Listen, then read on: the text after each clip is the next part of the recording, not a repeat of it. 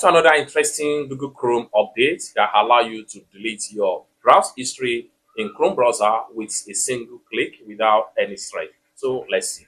But before we dive into the tutorial, if you find this tutorial useful and you are already new to this channel, remember click on that subscribe, turn on the notification bell for more useful tutorial like this. So with that being said, let's get started. Alright, so the very first thing you want to do is open up your Chrome browser and make sure you update your Chrome browser. And for you to update your Chrome browser, and for you to update your Google Chrome browser, follow this step.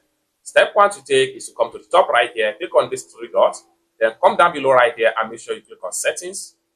And this is going to pop up. Then scroll down right here and make sure you go to about Chrome and allow it to load up just like so, and you will be fully updated.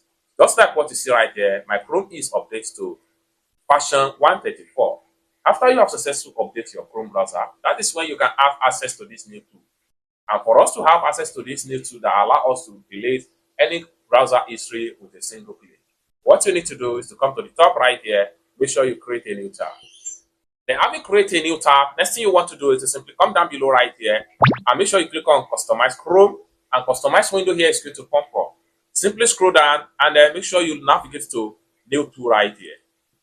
Then under the New Toolbar right here, scroll down and make sure you come to Delete Browsing Data. Make sure you turn on this particular button. Then you have your browsing data icon from the top right here. Delete browsing data. Simply click on it and it takes you right here. Now, once you get to here, then you can review which of the browse data you would like to delete from your Chrome browser.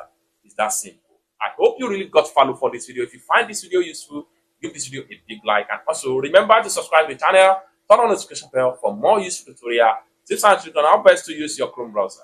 Thank you so much for watching, and I hope to see you in my next video. Peace.